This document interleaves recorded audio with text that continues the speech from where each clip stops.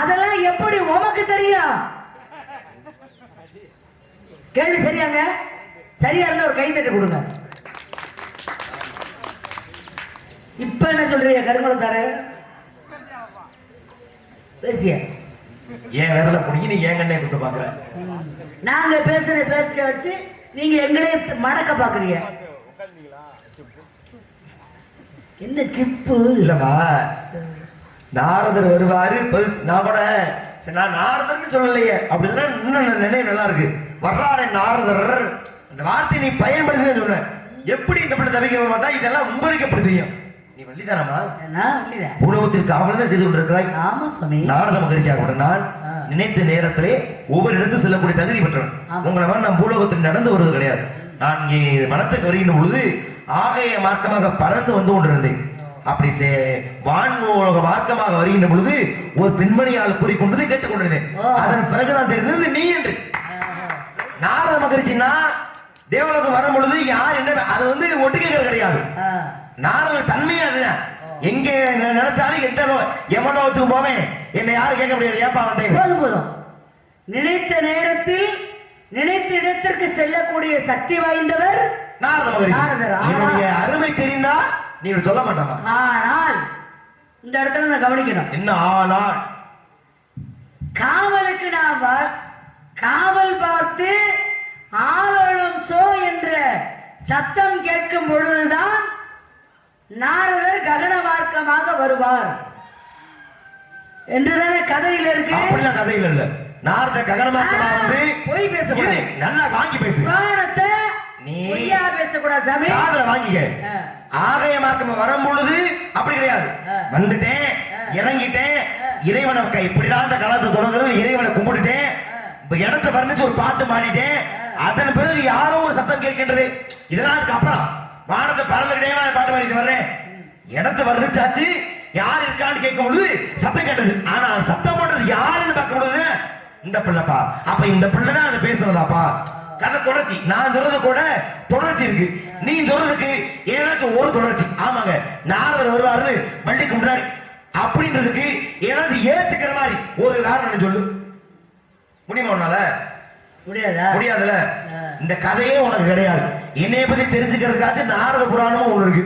உன்னை பத்தி தெரிஞ்சுக்கிறதுக்கு ஏதாச்சும் கதை இருக்கா? ஒரு விஷயம் தெரியும். ஏதாச்சும் புராணம் இருக்கா? எதுலயுமே பேரே கிடையாது.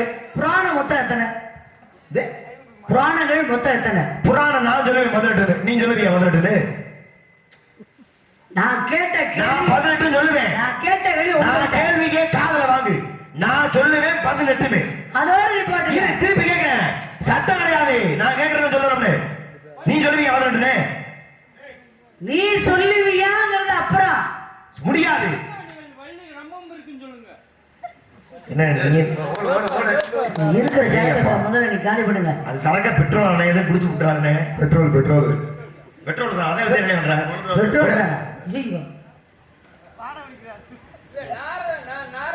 சரி விட. ஓரமா கொஞ்சம் வேடிக்கை பாரு. இங்க வா.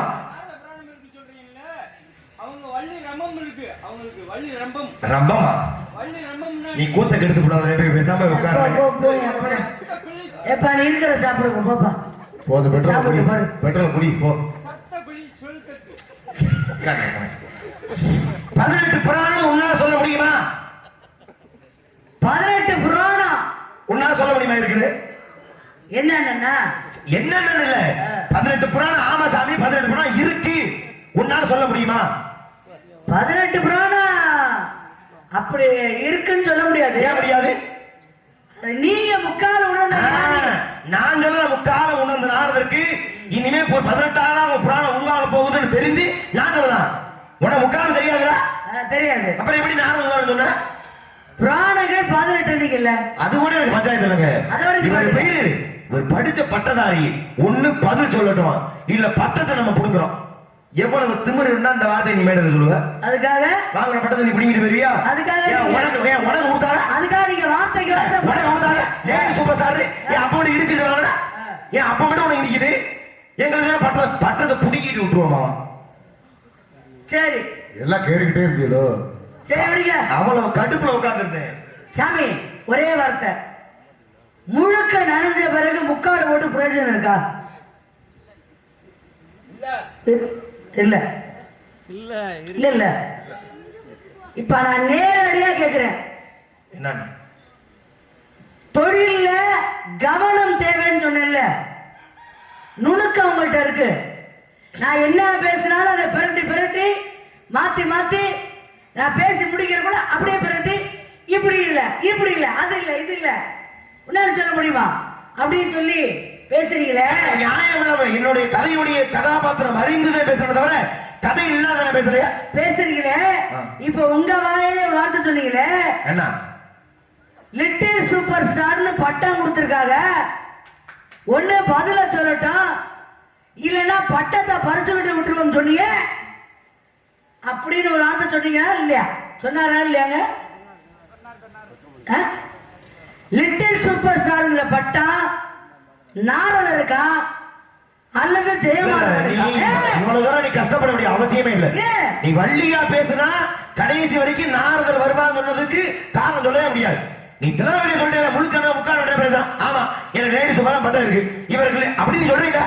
திலகவதி தானே பேசுற, நான் ஜெயமாறன் பேசுறேன், வா ஒண்ணு பஞ்சாயத்து கிடையாது அப்படின்னு எனக்கு வா. நான் நல்ல நீங்க கவனிக்க என்ன கவனிக்கணும் சொல்லு. நாரதர் வருவாரு, அவருக்கு பட்டம் கொடுத்திருக்காங்க லிட்டில் சூப்பர் ஸ்டார்னு. யார் நாரதருக்கா ஜெயமாறன் அப்படின்னு சொன்னேன், படிச்ச பட்டதாரின்னு சொன்னேன். இதெல்லாம் சொன்ன பிறகு நாரதர் வருவார் எப்படி உங்களுக்கு தெரியும்? படிச்ச பட்டதாரி வருவானா அது ஜெயமாறன் குறிக்கும். எனக்கு அதுல மாட்டுக்கிறது இல்ல. நாரதர் வருவார்னு சொல்ல முடியாத வெட்டி பறிச்சு வேலை இல்ல. அதைத்தான் சொல்றேன். நீ திலகவதியாத்தான் பேசுவேன்னா வா பேசுவான், இல்ல நான் வள்ளியாத்தான் பேசுவேன்னா நாரதர் சொல்லக்கூடாது. நாரதர் வேடத்தில் இருக்கிற ஜெயமாதவன் தான் வள்ளி வேடத்தில் இருக்கிற திலகவதி. தொழில்நுட்பத்தை என்கிட்ட காட்டாத. ஒண்ணு திலகவதியா பேசுறேன்னு வா, இல்ல வள்ளியா பேசுறேன்னு வா. எனக்கு எப்படி வந்தாலும் நான் தயாரா தான் இருக்கேன். திலகவதி ஜெயமாதவன் அது காலையில பிரச்சனையை வச்சுக்குவோம், சரியா? நீ அப்படித்தான் ஆரம்பிச்ச. ஆனால் நாரதர் வருவார் சொல்றாருன்னா முடிஞ்சு போச்சு. இரண்டரை கலந்த நிலையில் நாம ரெண்டு பேரும் நின்று இருக்கோம். ஐயோ அப்பா, நீ இப்படி எல்லாம் போட்டு மண்டையை கழுவ வேணாமா? நீ நடமாறதான் பேசுவீங்கன்னா தாராளமா பேசிக்க. அபை பிராணி சொன்னா ஆலயம் சொல்லுவது சாதமும் நன்று. அடே போய் உட்காந்துரு, சரிங்களா?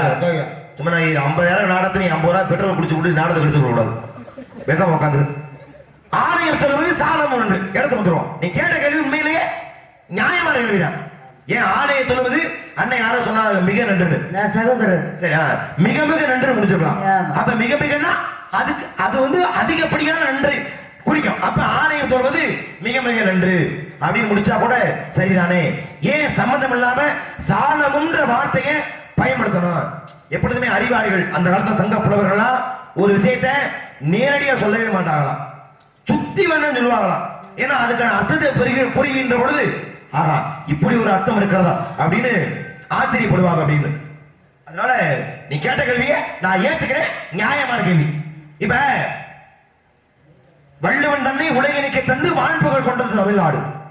இந்த தமிழ் மண்ணுக்கு பெருமை கிடைத்தது யாரால அப்படின்னா ஐயன் வள்ளுவனால. அதுல உனக்கு மாற்று கருத்து இருக்காமா? எந்த மாற்று கருத்து இல்ல. உலகத்தின் அதிக மொழிகளில் மொழிபெயர்க்கப்பட்ட ஒரு நூல் திருக்குறள்.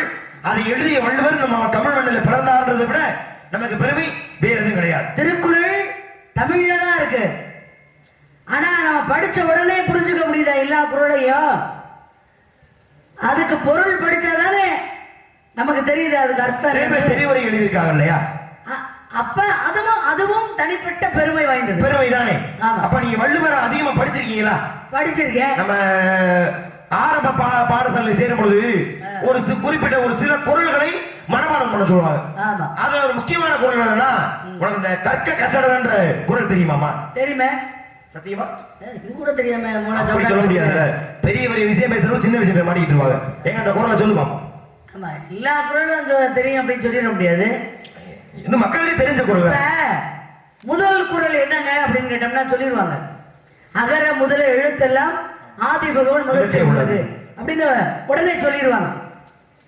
ஆனா கடைசி குறள் என்னங்க, 1330வது குறள் என்ன அப்படின்னு கேட்டா எல்லாருக்கும் தெரியுமா? உங்களுக்கு கூட கேட்டா தெரியாது, தெரிஞ்சிருக்கா? ஆனா அவனுக்கு சேட்டை மட்டும் குறையாதேமா. நான் ஒரு விஷயம் கேட்கறதுக்கு ஒரு கேள்வி கேட்க வர்றேன், அதுக்குள்ள புகுந்து முறைப்பட தெரியும். இவங்க ரொம்ப சுலபமானதை திருப்பி விடுவாங்களாமா? இல்ல சாமி, கஷ்டமானதை எடுத்து திருப்பி விடுவாங்க. எல்லாரும் தெரிஞ்சிருக்க வாய்ப்பு இல்லைல்ல. இப்போ உங்களுக்கு தெரிஞ்சா கூட நீங்க சொல்லலாம், தெரியலன்னா என்ன பண்றது? முதல்ல நான் கேட்ட அந்த குரலை சொல்லு. கற்க கசடர சொல்லு. கற்க கசடர கற்பவை கற்ற பின் நிற்க அதற்கு தக. 1330 கூடுதல் காமத்துக்கு இன்னும் அதற்கு இன்னும் கூடி முயங்க பெரிய. நிறுத்தி சொல்லுங்க. நிறுத்தி சொல்லுங்க. சரி, நீ அண்ணல நீ நிறுத்தி சொல்லு. சத்தமா உனக்கு கற்க கசடர கற்பவை கற்ற பின் நிற்க அதற்கு தக. கூடுதல் காமத்திற்கு இன்பம் அதற்கு இன்பம் கூடி முயங்க பெரிய. ஏன் அப்படி சொல்ல தெரியுமா? வள்ளுவர் என்ன சொல்றாரு?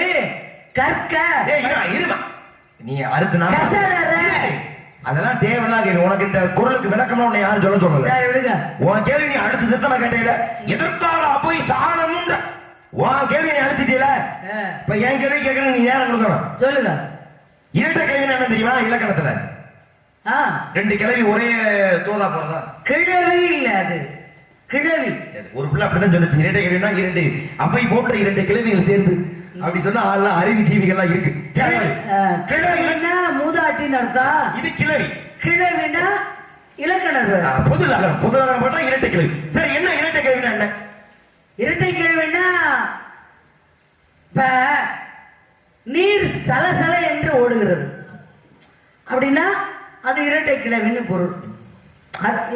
அதைத்தான் இரட்டை. வள்ளி பேசுற பேச்சு சும்மா படப்படன்னு பேசுவான். அண்ணன் பெட்ரோல கட கடன்னு குடிக்கிறாரு.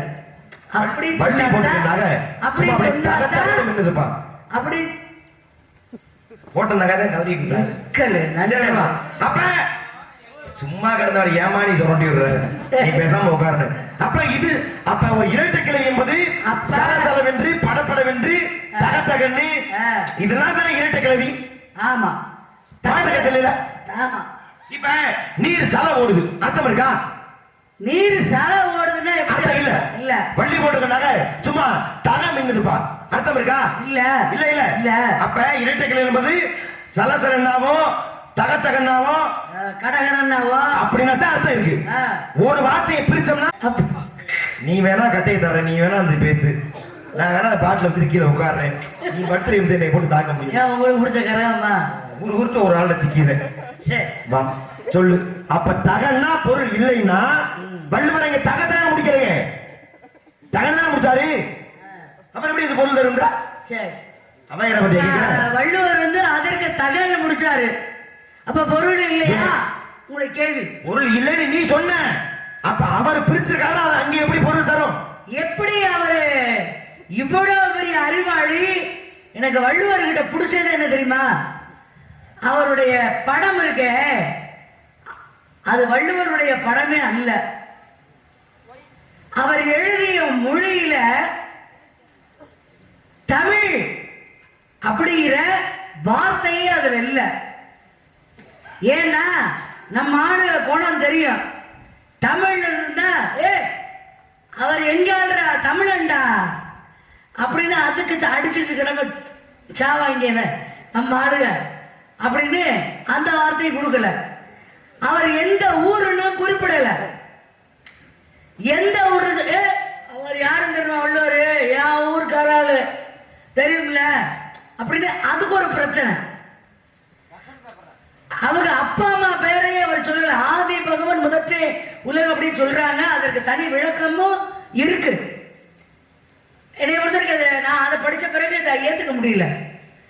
அவர் எதையுமே தன்னை பற்றி குறிப்பிடாமல் தமிழுக்கு மட்டும் முக்கியத்துவம் கொடுத்து எழுதியிருக்காருன்னா அவர் எவ்வளவு பெரிய மகான்.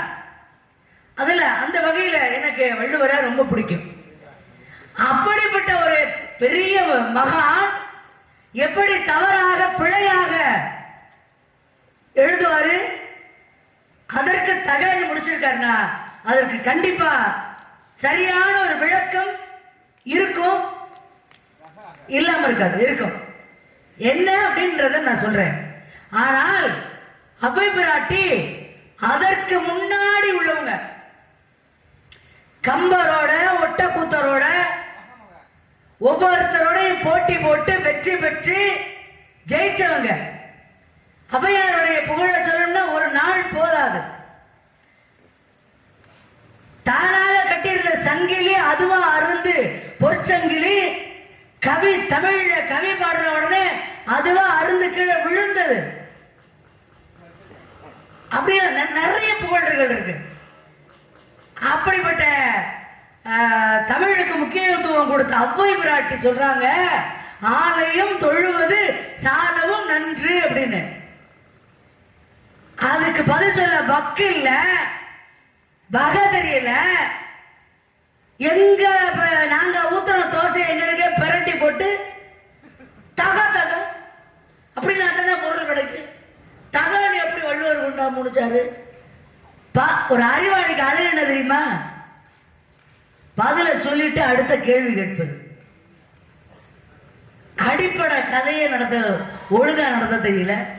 நீ எல்லாம் நாரதர் இல்ல லிட்டில் சூப்பர் ஸ்டார். இருமா, இவ்வளவு நேரம் நான் தான் முதல்ல கேட்டேன், நீ பதில் சொல்லியான்னு சொல்றது. நீ இவ்வளவு நேரம் ஆத்தாத்துல ஆட்டிட்டு இருந்தியா?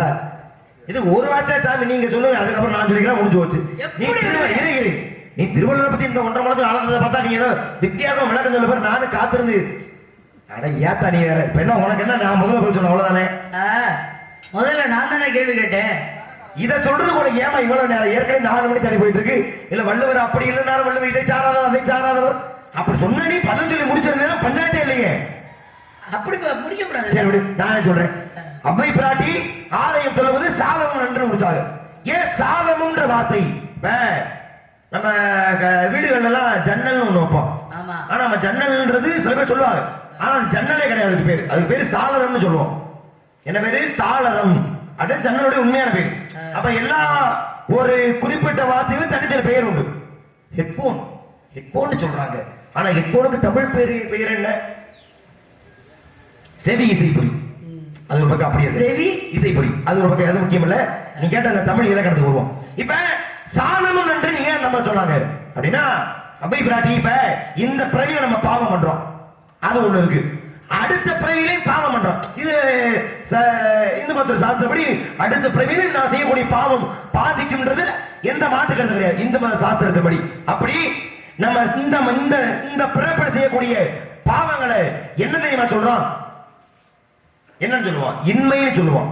இன்மைனா இந்த பிறவியில நாம செய்யக்கூடிய பாவ புண்ணியத்தை இன்மைங்கிறோம். மறுமைனா அடுத்த பிறவியில. நீ இந்த ஜென்மத்தை போன ஜென்மத்துல பண்ண புண்ணியம் என்ன உன்னை இந்த ஜென்மத்துல காப்பாத்து சொல்றோம் இல்லையா? போன ஜென்மத்துல நான் என்ன புண்ணியம் பண்ணணும் தெரியல, இவ்வளவு பெரிய ஆபத்துல இருந்து இப்படி சொல்லுவாங்க. போன ஜென்மத்துல நான் என்ன பாவம் பண்ண தெரியல, இன்னைக்கு மாட்டிட்டு முடிக்கிறேன் என்ன தெரியல, அப்படின்னு சொல்லுவாங்க இல்லையா? அப்ப இன்மை என்பது இந்த ஜென்மத்துல இப்படி செய்யற பாவம் தான் அடுத்த ஜென்மத்துல என்ன அடுத்த ஜென்மம் சொல்லுவாங்க. அடுத்த 7 ஜென்மத்துக்கு பாவம் சுத்தி அடிக்கும் அப்படின்னு பாப்போம். கதைகள் என்ன சொல்லிட்டு இருக்கேன். அப்ப இது எல்லாமே இன்மை என்பது இந்த பிறவியில, மறுமை என்பது அடுத்த பிறவியில. அவ்வை பிராட்டி சொல்றா, ஒரு ஆலயத்தில் சென்று இறைவனை மனதார நீ வேண்டினால் சாலமும்.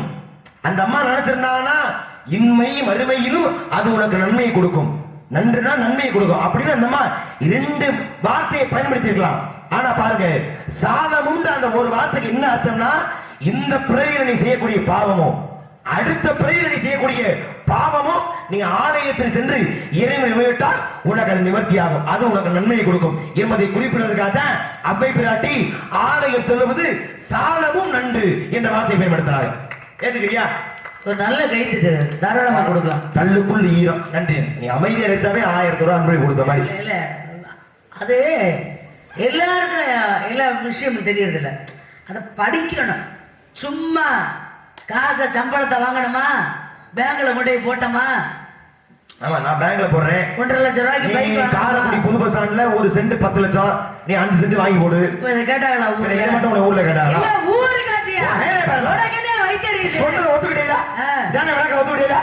அப்ப இந்த பிறவியில செய்யற பாவமோ அடுத்த பிறவியில 2 வார்த்தையை பயன்படுத்திக்கலாம். அடுத்த பிறவியில செய்யற பாவமோ ஆலயத்துக்கு போனா நிவர்த்தியாகும், அது உனக்கு நன்மை கொடுக்கும் என்று சூசாம சொல்றதுதான் ஒரே வார்த்தையில சாலமும் நன்று முடிச்சா அவ்வை பிராட்டி.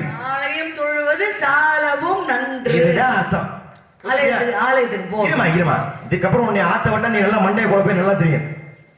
உன்னை அந்த வேலையே கிடையாது. ஒத்துக்கிட்டீங்களா? ஏன் தகரம் முடிச்சாரு? தகரம் முடிச்சாரு. சம்பளம் வேணாமா?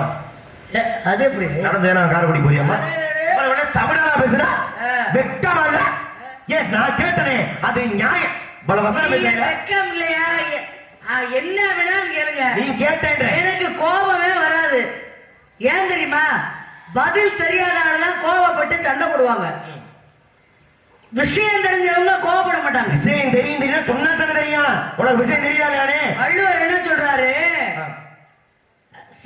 சகோதரர் சொன்ன மாதிரி இப்படியும் அர்த்தம் இருக்கலாமே அப்படின்னு ஒரு அர்த்தம் சொன்னாரு ரொம்ப ரொம்ப பிடிச்சிருந்தது அந்த வார்த்தை கற்க படிக்கணும் கசடற பிழையின்றி கசடறன்னா பிழையின்றின்னு அர்த்தம் பிழையின்றி படிக்கணும் கற்பவை கற்றபின் நிற்க நம்ம படிச்சது கடைசி காலத்து வரைக்கும் நம்ம கூடவே இருக்கணும்னா அதற்கு தக அப்படின்னா அதற்கு ஒப்பாக அதற்கு தகனா அதற்கு ஏற்றவாறு இப்படி எடுத்துக்கலாம் தமிழ் தகங்கிற ஒரு வார்த்தைக்கு பல அர்த்தங்கள் இருக்கு அகரதுல அதற்கு ஏற்றவாறு அதற்கு ஒப்பாக அதை விட மிக சிறந்து சொல்லணும்னா அதற்கு தக அப்படின்னா அதற்கு தக்கவாறு அப்படின்ற வாசகத்தை தான் சுருக்கி அதற்கு தக அப்ப நீ படிச்சது கடைசி வரைக்கும் உங்க கூட இருக்கணும்னா அதற்கு தகுந்த மாதிரி நடந்து கொள் சொல்லுவாங்க நன்றி படிச்ச மாதிரியே நடந்துக்கிற அப்படின்னு என்ன அர்த்தம் அவர் படித்த படிப்பின்படி அவர் நடக்கல அப்போ நீ அப்படி நடந்தால் அது உனக்கு கடைசி வரைக்கும் உன் கூடவே இருக்கும் என்னதான் இருந்தாலும் நான் படிச்சவன் சொல்ற வார்த்தை நியாயம் இருக்குல்ல எப்ப சொல்லுவாங்க அதற்கு தக்கவாறு நடந்துகிட்டார் அதைத்தான் அதற்கு தகங்கிறத அதற்கு தக்கவாறுங்கிறத சுருக்கமாக அதற்கு தகன்னு முடிச்சிருக்காரு இதை ஏத்துக்கிறேன் அதற்கு தகன்னா தக்கவாறுன்றதுக்கு தகன வார்த்தை பயன்படுத்திருக்கான்னு நிறைய பேர் தெரிஞ்சிருக்கோம் இதை ஏன் நான் உன்கிட்ட கேட்டேன்னா இது சர்ச்சையாகப்பட்டது எப்படி தக்கன் அதற்கு தக்க அப்படின்னா அதுக்கு தகுந்தவாறு நடந்துக்கன்னு அர்த்தம் இருக்கு வள்ளுவர் ஏன் தகன தக்கவாறுன்னு பயன்படுத்தி இருக்கலாம்ல ஏன் தகன முடிச்சாரு அங்கே அது பொருள் கொடுக்குமா அப்படின்னு சர்ச்சை வந்தது அப்பதான் அறிஞர்கள் எடுத்துக்காட்டு என்ன சொல்றாங்க ஒரு நேரத்துல கம்பர் பாடின ஒரு கவி அந்த கவினா இப்ப நீர் துமிழிகள் அப்படின்னா துளிகள் அர்த்தம் இருக்கு ஆனா துமினா அர்த்தம் இருக்கா துமின்னா அர்த்தம் இல்ல இந்த சர்ச்சை வந்தது ஒட்டகத்திற்கு கம்பர் அந்த கதை படிச்சு போய் நினைக்கிறேன் அப்ப இதை எடுத்துக்காட்ட வச்சு எப்படி துமிழிகள்ன்றத சுருக்கி துமின்னு அர்த்தத்தை கொடுத்தாரோ அது போல தக்கவாறுன்றதுக்கு தகனாலும் ஒரே அர்த்தம் என்று எடுத்து காட்டப்பட்டது மண்டகணம் திமிரு ஏமா நீ சொன்னதை எவ்வளவு மேற்கோள் காட்டி உன்னை தூக்கி மேல கொண்டு வைக்கிற திமிரு மண்டகணமா உங்களை சொல்லு நீ என்னை சொல்லவே மாட்டா எப்படி சொல்லுவ உனக்கு சுட்டு போட்டாலும் என்னை ஜாட பேச வருமா உனக்கு இந்த மாதிரி புத்தியே நமக்கு வராது என்னன்னா நினைச்ச உடனே கவி பாடக்கூடிய திறன் வாய்ந்தவர் கம்பர் மட்டும்தான் நினைச்ச உடனே கவி பாடுவார் ஆனா அவருக்கு கவி சக்கரவர்த்தின்ற பட்டமே கொடுத்தாங்க கம்பருக்கு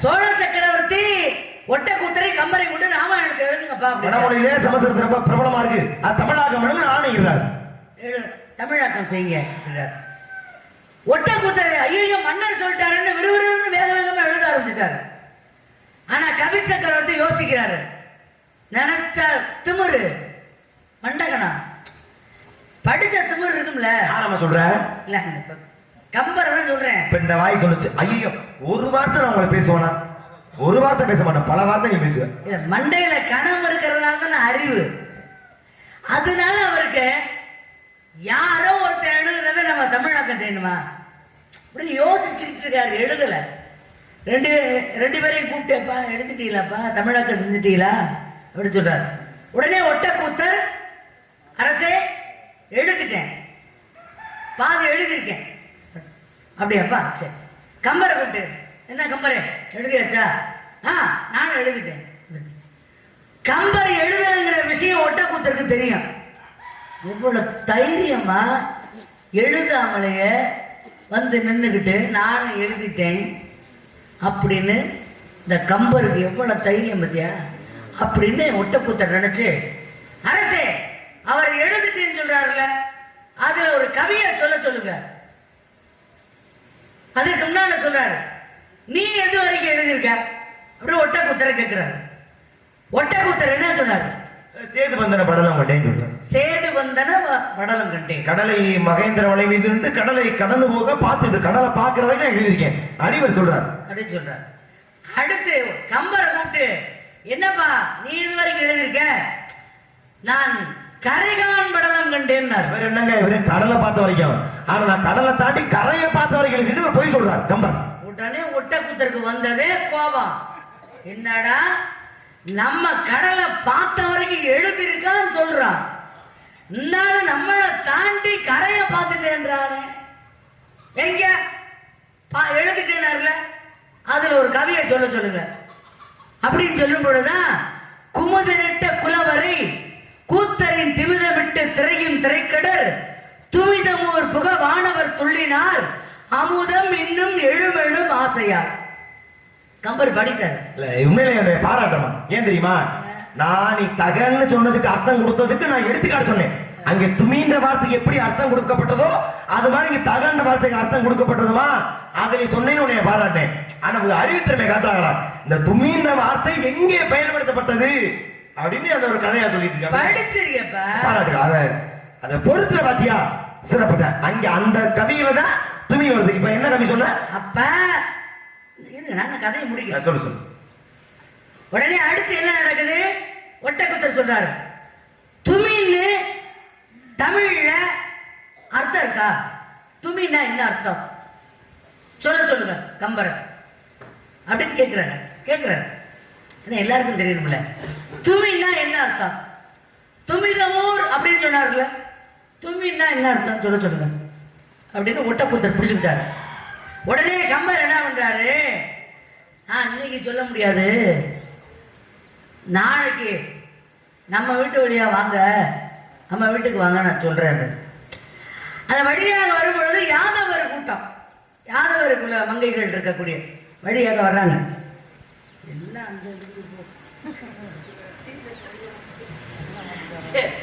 அப்ப அந்த கோபியர்கள் என்ன பண்றாங்க, தயிர் காலை நேரத்தில் எழுந்திரிச்சு இப்ப தயிரை கடத்திக்கிட்டு இருப்பாங்க.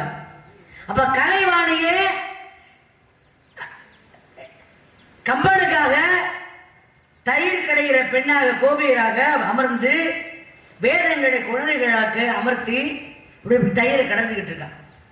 கடைஞ்சுக்கிட்டு இருக்கும் பொழுது இந்த தயிர் கடையும் பொழுது பார்த்துருக்கீங்களா, சின்ன சின்ன சின்ன குட்டி குட்டி துளியா பறக்கும். அந்த துளியா பறக்கும் பொழுது சோழ சக்கரவர்த்தி, கம்பர், ஒட்டக்கூத்தர் 3 பேர் அந்த படியே பேசிக்கிட்டே வர்றாங்க. வரும் பொழுது கலைவாணி தானே அமர்ந்திருக்கா. அப்பதான் சொல்றா, குழந்தைகளா துமி பறக்கும் தள்ளி அமருங்கள் அப்படின்னா. நன்றி. துமி பறக்கும் தள்ளி அமருங்கள் உடனே அவதான் அடிச்சாரு கம்பர். கலைவாணியனுடைய அனுகிரகம் இருந்தவங்க மட்டுமே எந்த இடத்துல வெற்றி பெறலாம். அது கம்பருக்கு ஒட்டக்கூத்தரை விட கம்பருக்கு அதிகமாக இருந்தது. அப்பதான் சொல்றாரு கம்பர், அரசே நல்லா கேட்டுக்கங்க, சாதாரண தயிர் கடைகிற பெண்ணு, அந்த பெண்ணுக்கு தெரியுது நம்மெல்லாம் அதை துளின்னு சொல்லுவோம். ஏப்பா தயிர் துளி பறக்குது தள்ளி உட்காரும்பா. தயிர் கடைகிற பொம்பளை சொல்றா தூமி பறக்கும் தள்ளி உட்காருங்க. சாதாரண தயிர் கடைகிற பெண்ணுக்கு தெரியுது துமி என்றால் துளி என்று பொருள்னு. பெரியவர் வெட்டப்பட்ட தலையை ஒட்ட பாருங்க, ஒட்டக்கூத்தன்னு அவருக்கு பேரு. இவர் கேட்கிறார், துமிழ என்ன அர்த்தம் சொல்லுங்க அப்படின்னு அப்படி மடக்குனார் பாருங்க. அந்த கவியை படிக்கும் பொழுதே அதுக்கு படிக்கும் பொழுது எனக்கு மெய் சிலிர்க்கிற மாதிரி இருந்தது.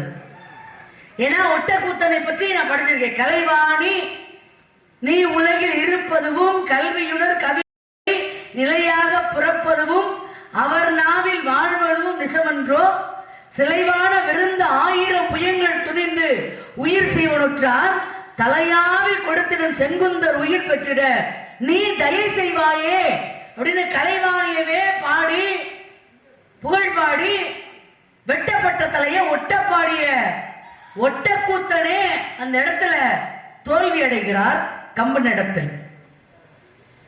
அப்ப இதுல ஒரு தமிழுக்கு 2 தமிழர்கள் சேர்ந்தா எவ்வளவு சிறப்பான விஷயங்கள் கிடைக்குங்கிறதுக்கு இதெல்லாம் ஒரு சான்று. இது நான் உங்கள்கிட்ட என்ன கேட்கிறேன், துமி என்றால் துளி என்று பொருள் அப்படிங்கிறதுக்கு அர்த்தம் இருக்கு. விளக்க நான் சொல்றேன்னா நீங்க ஒரு புள்ளி வச்சீங்க, நான் கோலம் போட்டிருக்கேன், பாதி கோலம் தான் போட்டிருக்கேன், மீதி கோலம் போடல, இந்த பக்கம் விட்டு வச்சிருக்கேன். ஏன் தெரியுமா? உங்களுக்காக தான். துளின்றதுக்கு துளின்னு அர்த்தம் விளக்கம் சொல்லிட்டேன்ல, நான் கவியை சொல்லிட்டேன்ல. ஒரு கவியை படிக்கிறது பெரிய விஷயம் இல்ல. அந்த கவி நிறைய பேர் ஒரு சில பேர் பாத்தீங்கன்னா, நான் குறை சொல்லல, அது உங்களுடைய மனப்பாட சக்தி ஞாபக சக்தி அவங்களுக்கு அதிகம். 500 கவியை பேசுவாங்க. ஏதாவது ஒரு கவி இடையில பூந்து விளக்கம் கேளுங்க, கண்டிப்பா தெரியாது. ஆனா நான் அப்படி கிடையாது. ஒரு கவி படிச்சாலும் அதற்குண்டான விளக்கத்தை பொருள் படிச்ச பிறகுதான் அடுத்த கவி படிக்கணும்னே நான் அடுத்த இடத்துக்கே போவேன். இது என்னுடைய குணாதிசயம். இப்போ வாயை கொண்டே காது வரைக்கும் வச்சுக்கிட்டு உலகம் பூரா வர்ற வள்ளிகளை பூரா மிரட்டிக்கிட்டு உருட்டிக்கிட்டு அவங்க ஐயா கூட வந்து வருதா வேணும் எங்க ஊருக்கு அப்படி எங்க அழைய சட்டை சொன்னோம் உடனே கூட்டிட்டு இருந்தான்னு சொன்னார்ல. இப்ப நான் பாடிய, நான் பாடல, கம்பர் பாடிய முழு கவிக்கும் விளக்கம் என்னன்னு நீங்க சொல்லி கொடுங்க. இந்த மேடையில சொல்றேன், நீங்க என்ன சொன்னாலும் நான் கேட்கிறேன். முருகனை கட்டிக்கிறியா? முருகனை கட்டிக்கிறியா? அதை தவிர அப்புறம் எதுக்கு சொல்ற? அப்படியே சொல்லலாம் வந்து முந்திட்டீங்க, அவ்வளவுதான். நான் சொல்றேன், உனக்கு கவிக்கு விளக்கம் சொன்னா நீ முருகனை கட்டிக்கிறியா? முருகனை தானே கட்டிக்கிறேன். கதையே முடிஞ்ச பாத்துட்டேன். வாய் வெளியே பேசுனதெல்லாம் ஒரு அம்மஞ்சலிக்கு பிரயோஜனம் போய் நீங்க தப்பிக்கலாம்னு பாக்குறீங்களா? கேட்கிறேன். விட மாட்டேனா? நீ அதுக்கு ஒத்துக்க முதல்ல, விட மாட்டேன் விட மாட்டலாம் அப்புறம் சொல்லிக்கலாம். ஒத்துக்கிறியா முதல்ல? பதில் சொன்ன முருகனை கட்டிக்கிறேன். அவதாரம் உங்களுக்கு தானே போட. சாதாரண தயிர் கிடையக்கூடிய பெண்ணாக கூடிய இந்த பெண்ணுக்கு தெரியுது துமி என்ற வார்த்தைக்கு துளின்னு அர்த்தம் இருக்குன்னு. ஆனால் விளவரிய கவி பேசக்கூடிய ஒட்டகொத்தன் இவருக்கு தெரியும் சொன்ன உடனேதான் கோபம் கொண்ட ஒட்டகொத்தன் தான் எழுதிய ராமாயணத்தை கிழிச்சு போட்டு போயிட்டார். படிச்சவன் பாட்டை கொடுத்தேன். ஒரு கவி படித்த கம்மன் கம்பராமா என்ற பாடலை கொடுத்தான் அந்த உலகத்திற்கு. ஆனா உண்மையில் எழுதிய அந்த ஒட்டகொத்தன் தான் எழுதிய ராமாயணத்தை கிழிச்சு போட்டு போயிட்டார். இந்த பழமொழிக்கு இது ஒரு அர்த்தம். அதன் பிறகு மனம் திருந்திய கம்பர் தான் செய்த தவறுக்கு பிராயச்சித்தமாக ராமாயணத்தின் 7 காண்டங்கள். 7 காண்டங்கள்ல 7வது காண்டம் உத்தரகாண்டம் யார் எழுதியதுன்னா அது ஒட்டகொத்தர் எழுதியது. தான் செய்த தவறுக்கு பிராயச்சித்தமாக ஒட்டகொத்தர் எழுதிய அந்த உத்தரகாண்டத்தை தான் எழுதிய கம்பராமாயணத்தோடு சேர்த்து கொண்டு பிராயச்சித்தம் தேடிக்கொண்டா கம்பன். இது நிறைவு. ஆனால் தான் எழுதாமையே எழுதியா சொல்லி ஒரு கவி பாடுறார் கம்பன். ஒரு கவி பாடுறது பஞ்சாயத்து கிடையாது. எந்த சமயத்துல பாடுறோம்? ஒட்டகொத்தர் என்ன கேட்கிறாரு, ஏப்பா நான் கடலை பார்த்த வரைக்கும் நான் எழுதுனேன், நீ கரையை பார்த்தேன்னு சொல்ற, அப்ப கடலை கடந்துதான் நீ கரைக்கு போயிருக்க முடியும். கடலை கடந்ததுக்கு சாட்சியா ஒரு கவி பாடு. இதுதான் ஒட்டகொத்தருடைய கேள்வி கம்பனை நோக்கி. ஏதோ ஒரு கவியை கம்பன் பாடினா ஒட்டகொத்தை விடுவானா? அர்த்தத்தோட பாடணுமா இல்லையா? பொருத்தமா இருக்கணும்ல. அப்பதான் அவன் பாடினா கவி. என்ன கவி பாடினா சொல்லு? குமுதரிட்ட குலவரை கூத்தரின் திமிதமிட்டு திரையும் திரைக்கடர் துமிதமூர் புக வானவர் துள்ளினார் அமுதம் இன்னும் எழுமெழும் ஆசையா. இந்த 2 கவியை அழுத்த நிறுத்தமா இன்னும் 2 தடவை சொன்னா மக்களுக்கு புரிஞ்சிடும். அது நீ மக்களுக்கு புரிஞ்சிருந்த. ஆனா தெளிவா சொல்லுவேன், அதுல மாட்டு கருத்து இல்ல. ஆனா எதற்காக பாடினா, கடலிலே பாலம் அமைத்து போகும் பொழுது எப்படி பாலம் அமைக்கப்பட்டது? பெரிய பெரிய பாறையை உடைச்சு கற்களை கடல்ல போட்டுதானே பாலம் அமைத்து ராமர் போய் சீதையை மீட்டு வந்தாரு.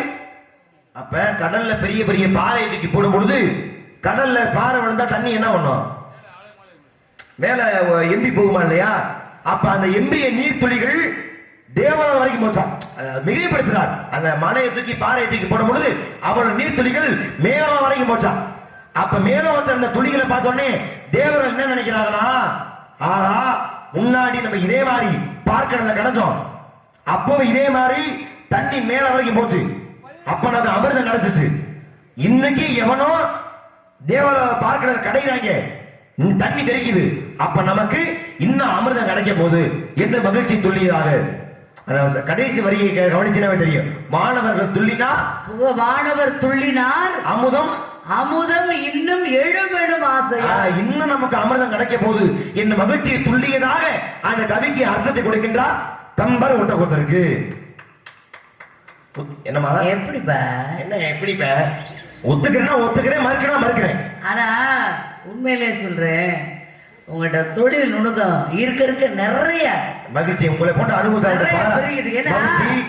அத நான் சொன்ன கவியை நிறுத்தி அத சொல்ல சொல்லி அப்படியே பதில கொடுக்குறீங்க பாருங்க. அளவுக்கு நிறுத்தி பொறுமை மக்கள்கிட்ட போய் சேர மாதிரி பேசுறாரு. நம்ம படப்படன்னு பேசி பழகிட்டேன். ஆனா வணக்கம் புரிஞ்சுச்சுல, ஒத்துக்கிட்டீங்களா? ஒத்துக்கிட்டேன். முருகன் மாப்பிள்ள ஏன் பயப்படுற? ஏன் ஓடி யாரன்னு கேக்குறேன். ஊரை கட்டிக்கிறா, ஊரை கட்டிக்கிறேன். ஓடி புடிச்சு விளையாடுற கதையா இருக்கு. ஊரை கட்டிக்கிறேன் இருங்க. கட்டிக்கிறேன் சொன்னியா சொல்லலையா? எப்ப சொன்னேன்? இந்தாரு என்னது சாமி முன்னாடி பேசி போட்டு போய் சொன்னோம்னா நல்லா தெரியாது. முருகனை கட்டி இருங்க, முருகனை கட்டிக்கிறேன்னு சொன்னேன். சொன்னீங்களா? எந்த முருகன்? எந்த முருகனை? அந்த காந்தி கட்டிக்கிற முருகன் குன்றக்குடியில இருக்காருல்ல, அவரும் முருகன் தான். சரி. பழனியில இருக்காருல்ல, அவரும் முருகன் தான். திருச்செந்தூர்ல இருக்காருல்ல, அவரும் முருகன் தான். மருதமலையில இருக்காருல்ல, அவரும் முருகன் தான். ஏன் அவங்க மூட்டாட்டி சண்டைக்கிறவா? யாராவது முருகன் இருக்கல ஊர்ல? சரி சொல்லி முடியுமா? சரி, அப்ப எல்லாரும் எல்லா இடத்துல இருக்கிற முருகன் தானே. எந்த முருகனை கட்டிக்கிறியான்னு கேட்டீங்க. முருகனுடைய தன்மையே அவர் தோற்றுகை கொண்டு சூரனை அழிப்பதற்காக தானே. இதுக்காக நீ பழனி மேல போய் விட்டுட்டு நீ இந்த முருகனை அழிக்கல, திருச்சூருக்கு அந்த முருகனை அழிச்சாரு, நீ எந்த முருகனை அவர் சட்டையை முடிச்சு கேப்பியா? இல்ல திருப்பூர் கல்யாணம் பண்ணாரே தெய்வயானே, அப்ப நீ வந்து சுவாமிகளை போயிட்டு நீ திருப்பூரோட தண்ணி தெய்வம் நீ கல்யாணம் பண்ணல, அது இன்னொருத்தன், நீ யாரான போய் கேப்பியா? செஞ்ச சம்பவம் ஒண்ணுதானே. ஏதோ ஒரு முருகன், அது குன்றக்குடி முருகனோ திருச்செந்தூர் முருகனோ இல்ல அருப்புக்கட்ட முருகனோ, எனக்கு அதை பத்தி கவலை இல்ல. முருகனை கட்டிக்கிறேன்னு சொன்னீங்கல்ல, கூட்டியாரே ஏன் பயப்படுற? கட்டு. இங்கதான் விஷயத்தை கவனிக்கணும். எல்லா இடத்துலயும் பெயர்கள் வேற வேற. முருகன் ஒருத்தர் தானே. முருகன் ஒருத்தர் தானே. அவர் தான் கட்ட சொன்னேன். முருகனை கட்டிக்கிறேன்னு சொன்னேன். சொன்னீங்களா? கூட்டியார கட்டு. நீதான் தொழில் ஒழுக்கம் பண்ணுவீரு, நான் என்ன சும்மா கவனம் ஆடிட்டு போறேன். ஏன் பதற? பதற. நீ சொல்ற ஒத்துக்கிட்டீங்களா? பதறல. முருகனை கட்டி ஒத்துக்கிட்டீங்க. உங்களை வச்சா பேசுவான். என்னென்ன திருப்புனீங்க, முருகனை கட்டிக்கிறேன்னு சொன்னேன். அப்புறம் கூட்டியார கட்டு. இருங்க பேச விட. சரி சொல்லுமா. முருகனை கட்டிக்கிறேன்னு சொன்னேன். சொன்ன சுவாமி மலையில இருக்கிற முருகனை நான் கட்டிக்கிறேன். சரி, நீங்க கட்டி வைப்பீங்களா? சுவாமி மலையில முருகனை கட்டிக்கிறேன்னு சொன்னேன். சுவாமி மலையில இருக்கிற முருகனை நான் கட்டிக்கிறேன், நீங்க கட்டி வைப்பீங்களா? நீ என்னமா சொல்ல வர? ஏதாவது புரியுற மாதிரி சொல்லு. சுவாமி இருக்க முருகன் அவர் முருகன் இல்லையா? அவரை கட்ட முடியாதுல்ல. சரி, அங்க குழந்தையா தானே இருக்காரு. சரி, பழமுதிர் சோலையில் உள்ள முருகன் சபா சொன்னது என்ன புரியாம சபா எனக்கு ஆள் இருக்கியா? சரி, உள்ள இருக்காருல, அவர் சட்டையை புடிச்சு நீ முருகன் வேஷம் போடல, நீ முனியாண்டி வேஷம் போட, நீ சொல்லு அவர் முருகன் ஒத்துக்கிறேன். இல்ல சாமி, சொல்ற அங்கெல்லாம் குழந்தை கோலமா இருக்காங்களே, அவங்கள கட்டிக்கிறேன் அப்படி சொன்னா புரியல எனக்கு. அப்படி சொன்னா நீங்க என்ன சொல்லுவீங்க? நீங்க என்ன சொல்லுவீங்க? அவதார வேற வேறமா, முருகன்ற ஒருத்தர் தானே. அந்த சலத்தை ஒரு சம்பவம் பண்ணாரு, இங்க ஆண்டியா நிக்கிறாரு, அவன் அந்த முருகன் வேற, சுவாமிக்கு முருகன் வேறையா? சரி, நீ முருக பக்தர் தானே, அப்ப அவர் வேற இவர் வேற சொல்லுவியா? அவர் வேற இவர் வேற இல்ல. அப்ப எனக்கு என்ன, அந்த குழந்தையா இருக்க முருகன் இன்னைக்கு மாப்பிள தோறல, இன்னைக்கு பார்த்த மாப்பிள இளைஞரான முருகன், நீ அவரை கட்டலாம்ல? பாட்டு பா கையில் வச்சுட்டா முருகன் வர்றாரு, வேலை கையில புடிச்சு வர்றாரு. இளைஞராக இருக்கிறவரையா? ரொம்ப நடிக்காத. முருகனை கட்டிக்கிறேன்னு சொன்னீங்களா? முடியாது. நான் சுவாமி மலையில உள்ள முருகனை கட்டிக்கலாம்னு நினைச்சேன், முடியாது இல்ல. எதுக்கு நீங்க இருக்காங்க, நீங்க வெளியில கிளம்பி போயிரு. முருகனை கட்டிக்குவாங்க, சுவாமி மலை முடியல. முருகனை உங்களை மாதிரி ஆடுகளை குழப்பி விட்டு சரி முருகனை கட்ட மாட்டேன், அப்படிதானே? முடியாது. கல்யாணம் பண்ணி காட்டுறேன். அல்ல பாகண்டம் இந்த அவஸ்தை எடுத்து உனக்காக நான் சொன்னேன்.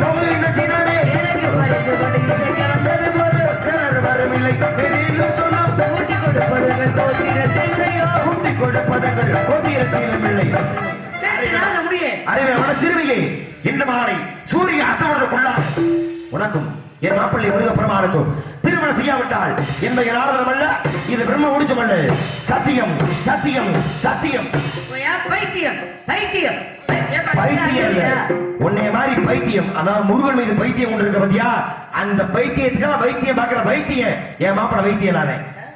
அப்ப பைத்தியத்துக்கு வைத்தியத்துக்கு பைத்தியம் முடிச்சா எந்த பைத்தியக்கார மருத்துவமனையில வைத்தியம் பார்க்கிற அந்த வைத்தியம் பார்த்து அந்த பைத்தியத்தை தெரிவிக்க முடியும். அப்பா ஏற்கனவே ஒரு பைத்திய சுத்தி தெரியுது.